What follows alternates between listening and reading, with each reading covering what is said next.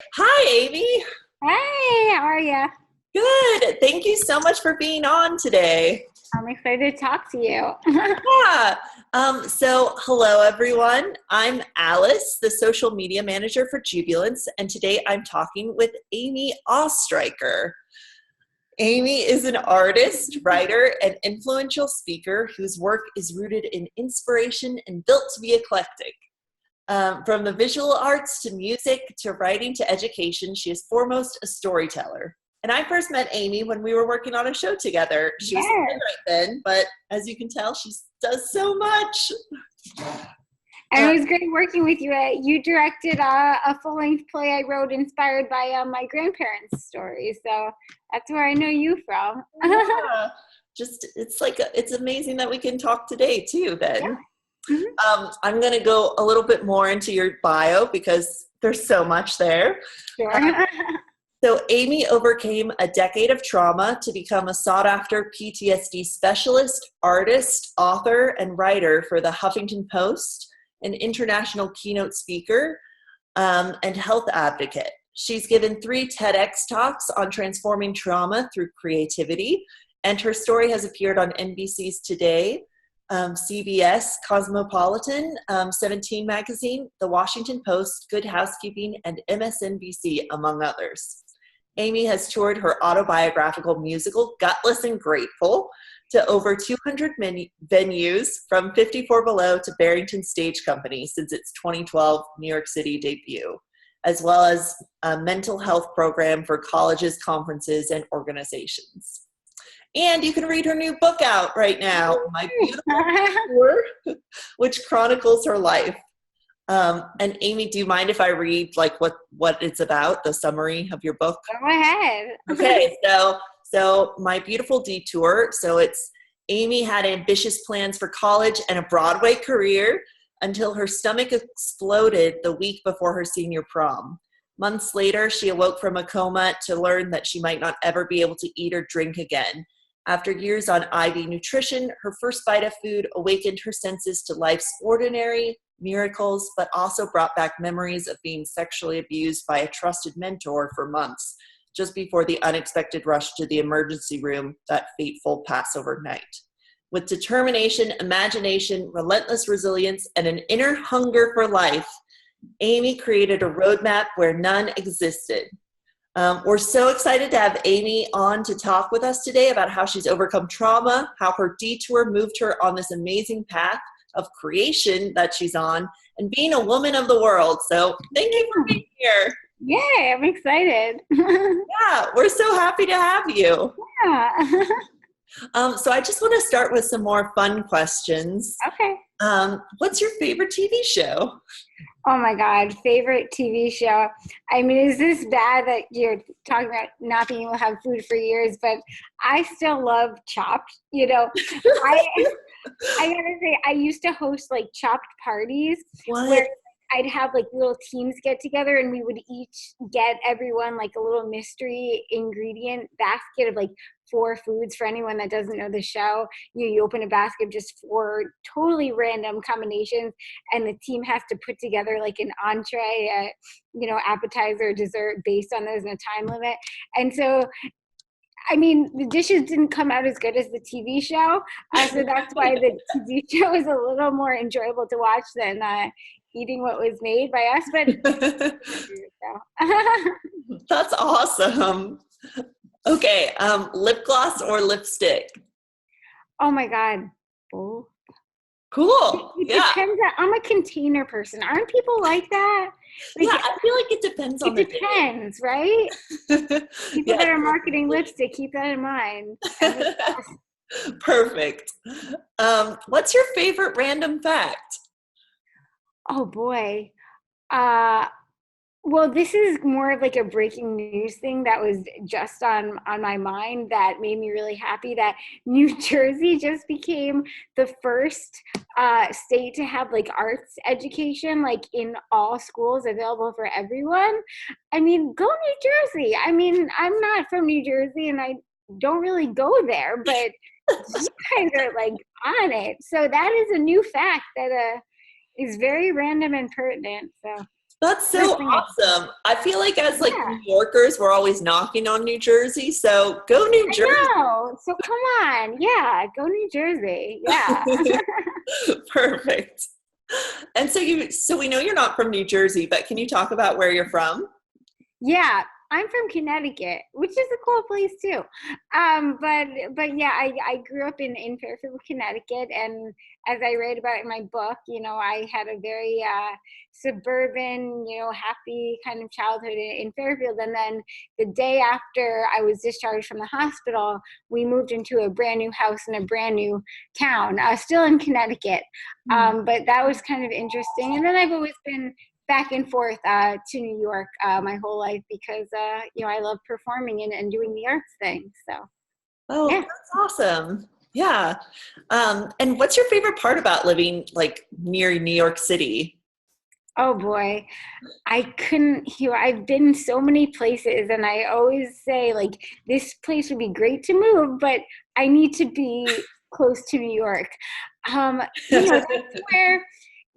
where all the exciting things are that.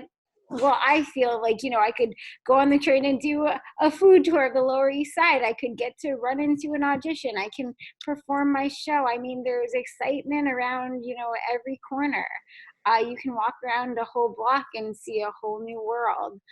So I've always needed that, I appreciate everything going on in the city and then diversity. I think that's always been important to me since I was little. So yeah. That's awesome, Amy. Yeah. Yeah. Can you talk to me about how you got to where you are? So we know from like your bio and your book.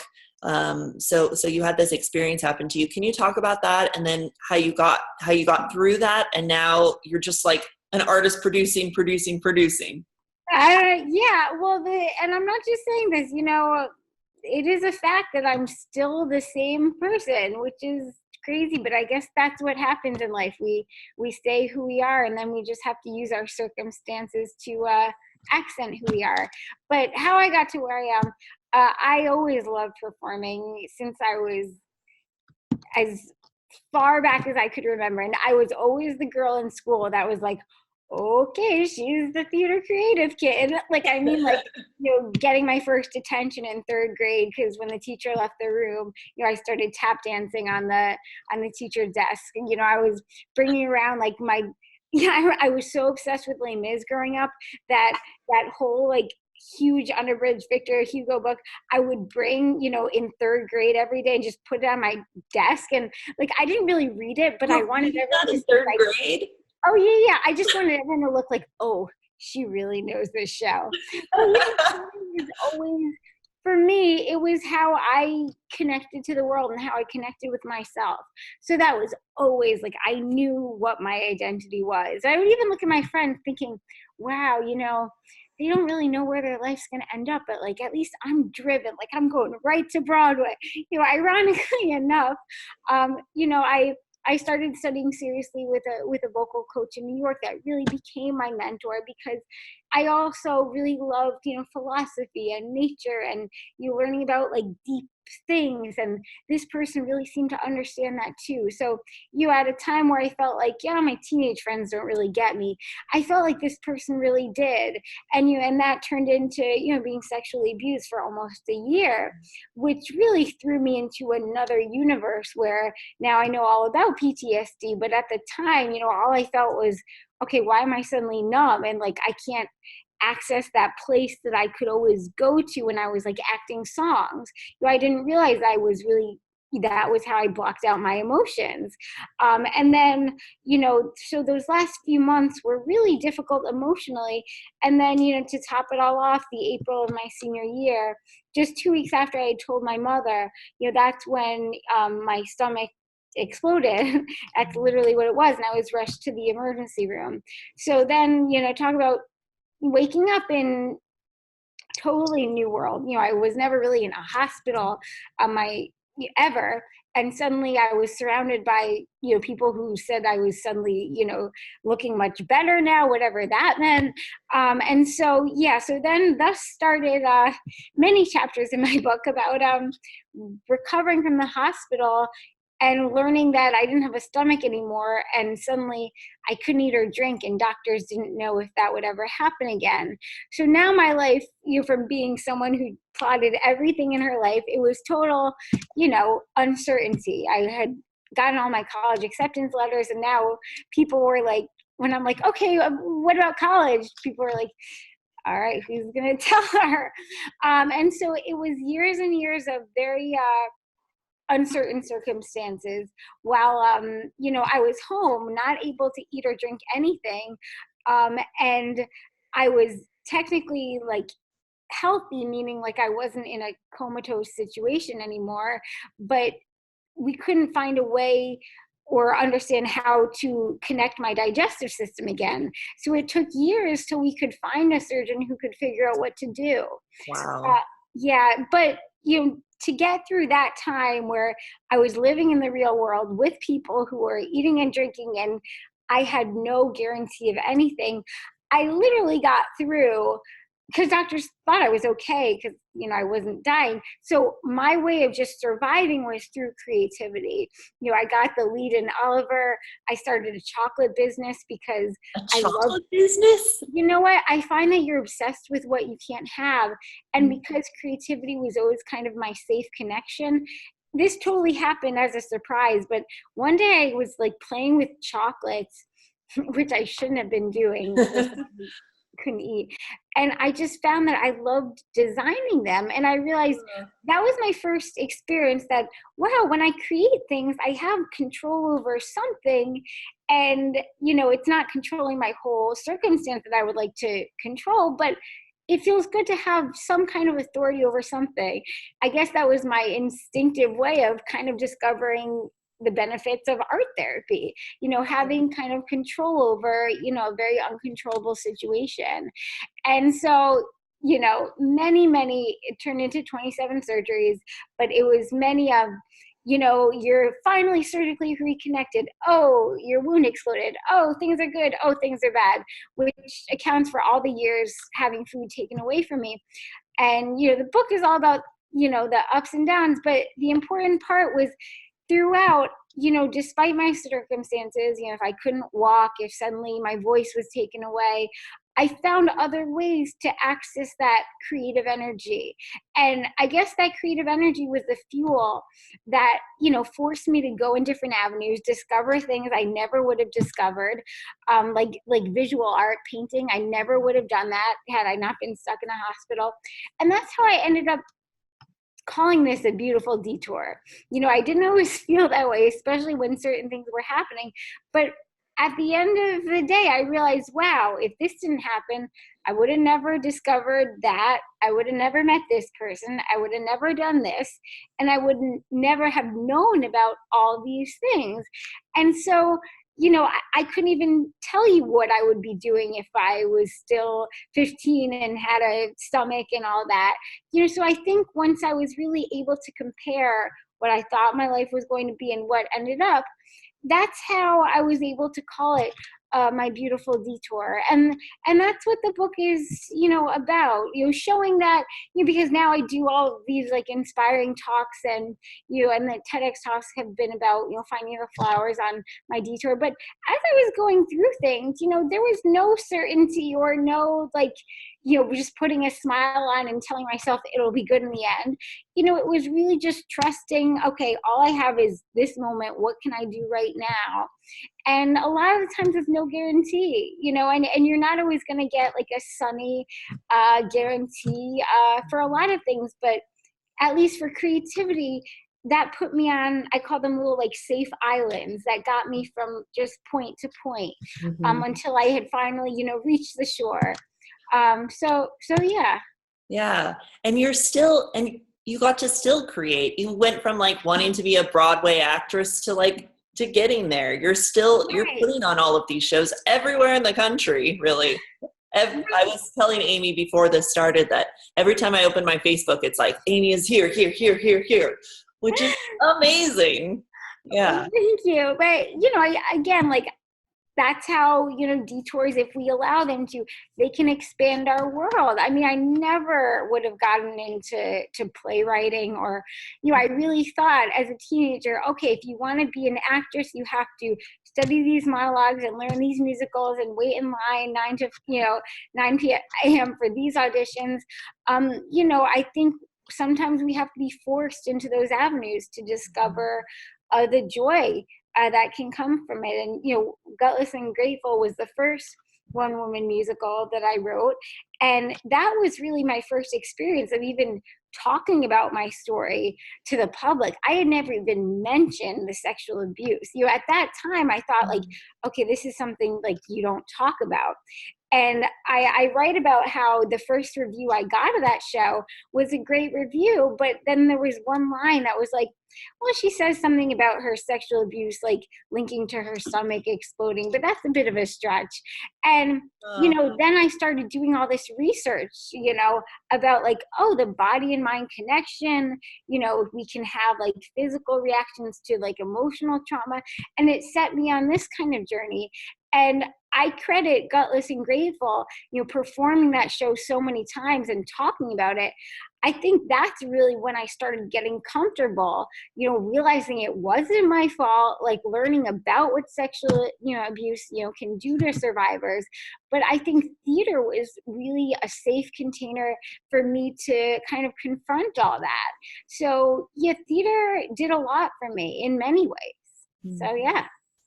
And how did Gutless and Grateful move into My Beautiful Detour? Are they I know they're separate entities, so it's My Beautiful Detour book that's out, but can you talk about that? Well, yeah. So Gutless and Grateful doing the show was just, again, another unexpected flower I found from my detour. That was the first time I had really been on stage, sharing my story. And that really, I felt, brought me out into the world where I could finally feel comfortable about everything that had happened. I talk about in my book, like 4 days after that, I tried to do one surgery that was really supposed to fix some leftover like open wounds and things like that, that turned into a big disaster and led me on a new set of detours. But because of that detour, that's how I met my husband. That was another detour when the divorce happened, but that's how I started college again. So every, triumph and setback led me to something else. And it wasn't until I gave my first TED Talk that I was able to recognize all these detours as something to be grateful for. And so that's how the beautiful detour thought came into my head. And then once I shared my story in my first TED Talk, a bunch of people started reaching out to me saying like, oh, I've had this detour, I've had that detour. And then I'm like, oh, wow, like no matter what it is, whether it's, a big medical thing or like what we think of as small, or even like moving to a new job or something, every little change has the power to shape us. So that's when I wanted to like get people to start talking about it, because I realized sometimes even just the process of talking about it is transformative. So that's how I started like the Love My Detour hashtag, just to get people saying like, hey, if you've been through a detour, use that hashtag.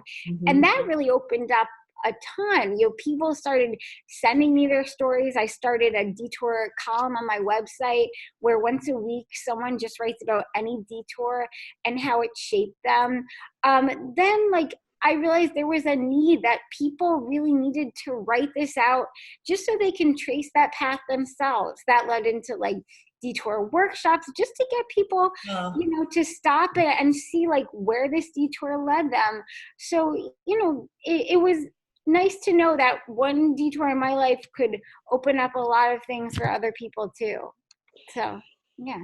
And can you talk about what being a detourist is? And are we all detourists, or do we have to become one? What does that mean? We have to choose to be.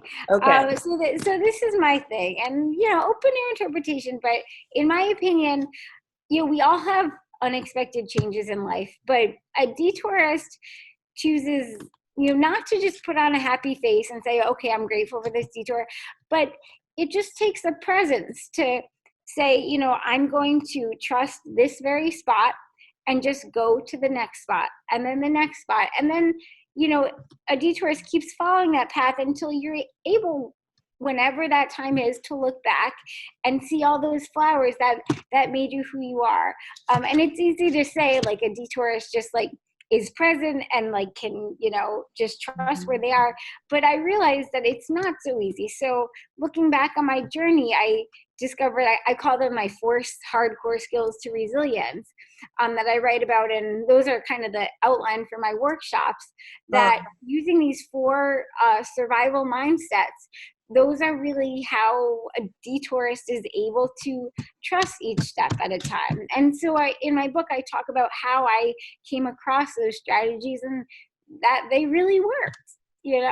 I gotta say, at the time, like, I had no path. I wasn't even like eligible for therapy, because I write about, as soon as I was out of the hospital, my parents, took me to a therapist, because you would think it would help to talk about all this. But the therapist said to my parents, he's like, listen, she can't eat and she can't drink. It would be real torture for me to stick her in a room and make her talk about her feelings. Like, she's hungry. And so after that, I'm like, all right, so now I'm even kicked out of therapy. What the heck do I do? So these were really things I had to discover on my own, which sucked at the time. But the good part is, I realized, because they were things I had to discover from my own resources, I realized that, like, anyone can find them, anyone, anywhere. And I think that's what makes this so relatable for other people. They read the back of the book and are like, okay, this is going to be really extreme. But I was just a girl that had weird things happen to her and had to use my own internal resources, which I think we all have. Sometimes we just have to be a little forced to find them. So, yeah. Yeah. And like you just talking about like being a girl, can you talk about that? What do you think it means to have been like a female going through this as opposed to a male? Like we're really talking about with Weekly Woman, just like our interpretations of womanhood and gender and like the taboos that kind of go with it at the same time. Well, it's interesting because, well, if you think about when all this happened, I was sexually abused at 17. And then all of this happened all this happened right after the hospital. And I woke up into like a totally new body, like covered in like tubes and drains and bags. And then from 18 till, age 21 was my first bite of food, only to have a setback, and then that was taken away for a couple more years. So that whole like growing up period, like where people might go to college or like discover who they are, I never really had that. Everything was very stalled. Like I had to stay in very machine mode for those kind of important years. And even before that, when I was sexually abused, and I had to stay numb. So it was interesting because I write about in my book a lot that I don't even get to the woman part yet. I quote, journal entries I have a time where I'm like, I just don't feel like a person. It was so interesting, walking around and seeing people being able to have sips of water, and I'm thinking like, I don't get that. So like a big part of like, healing for me was just getting to the point where I could be like, oh, like I deserve to just be a person.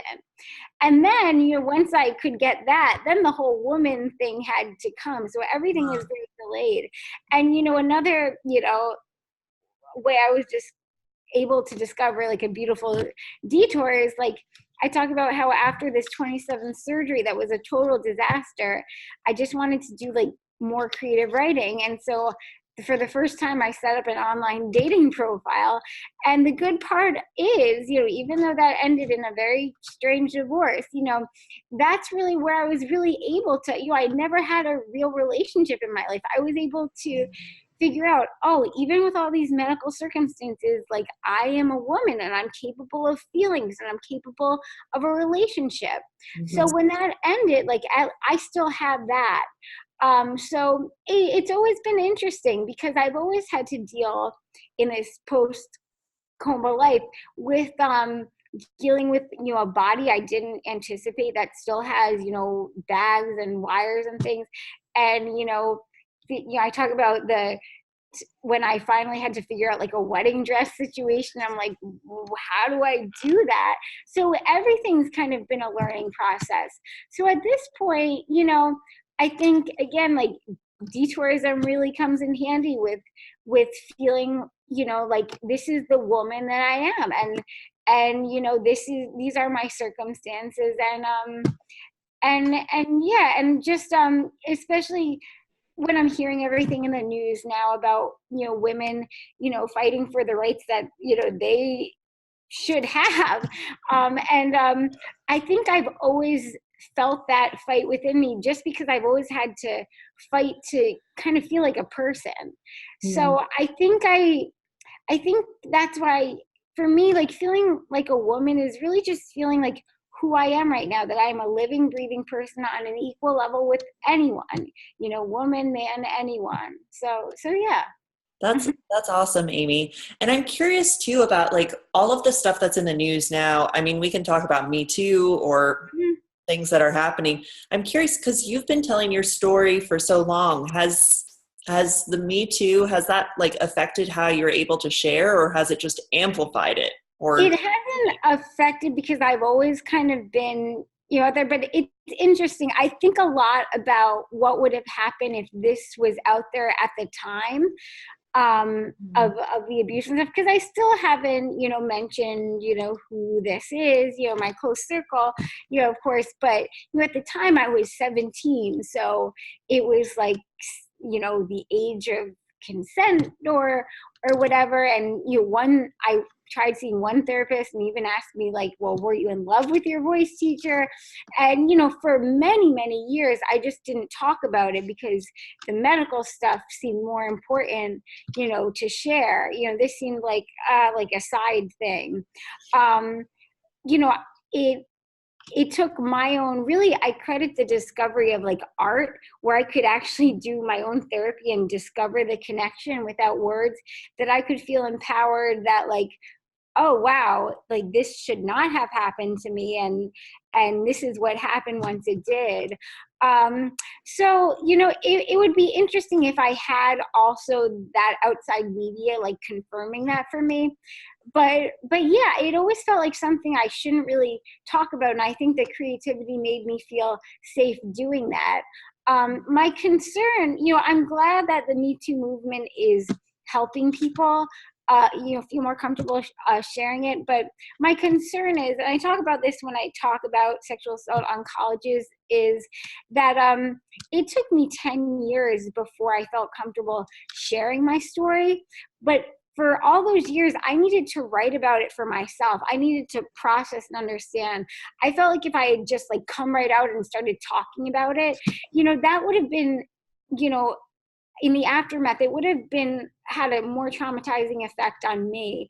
And so I'm worried with this pressure now that people feel like, a lot of, because I'm listed as a sexual assault representative, I get a lot of phone calls from actually, high schoolers and colleges asking if I can comment on, a terrible thing that was done by a professor and things like that. And I always say, like, we need to be a little easier on survivors, that, for not reporting right away, because, we really do need time to process and heal like ourselves before we start talking about it. So that is my concern, that people will start sharing or testifying or whatever before they're ready to. Because it is a very vulnerable process, and it needs to be, I think, for ourselves a little bit first. At least it needed to be for me. That's good to hear, and good for our viewers and listeners to hear too, and how you're able to help all these women. And I was curious too, so if a woman were to walk up to you and you just had like a minute to give them your best piece of advice about really anything, what would you say? Yeah. Oh boy. Well, I mean, if it's about this, oh my God, so much. Hi. Well, okay, this is what I would say. Your You don't always, detour. well, you don't always have to love your detour, but you do have to trust it. You might not get the happy answer you want right away, but I think trusting our detour is really important. And that's just, even in the midst of uncertainty, like I trust if I'm right here right now, you know, moving, like if I stand on the head of this needle right now, it will somehow get me to where I'm supposed to be. I think that's the, I think that's something we all have to say. So, yeah. That's amazing, Amy. What's next for you? And also, how do we read your book? Please give us some plugs. Buy it. Yeah, where can we buy it? Yeah. So first of all, my book is, available at, on Amazon, but also through my website where I'm signing copies and also doing a little artsy surprise if you want to order through my website. It's also available on Kindle and ebook and all that, but also at all the events I'm doing. So I'm doing, a few, bookstores and galleries and fun stuff in Connecticut. I'm looking to come to colleges and speak, like I've been doing. So reach out if you're interested in having me come. And what's next? So book stuff, and I'm actually working on a new play about the story of my grandmother, called More Than Ever Now, which just had a reading, and I'm hoping to do more than that. And last thing, Passageways is the new one-woman musical that I just premiered in New York last month, which uses my original songs and artwork and story, and I'm hoping to take that to a few more places. So. Oh, Yeah. that's amazing. Just conquering the world. I'm starting my first year of grad school, but What? That's amazing. but it's fun. It's fun. That's great. That's so much, Amy. That's awesome. We like to keep it interesting around here. Yeah, that's great. Yeah. Is there anything else you would like to add? Yeah. Well, if it is so like transformative, even if you don't know like how your detour like shaped who you are today, to just even start writing about it, and you'll be surprised. And if you want to share it, every Wednesday, I post someone's story of, I call it Why Not Wednesday, where you just have to read about any little detour in your life, and maybe how it turned you into some little thing. It doesn't have to be a huge transformation, but the stories are so different, and they're so inspiring to read. So definitely reach out, because I think it's helpful to just write about. So yeah. Oh, wow. That's awesome. Thank you so much, Amy.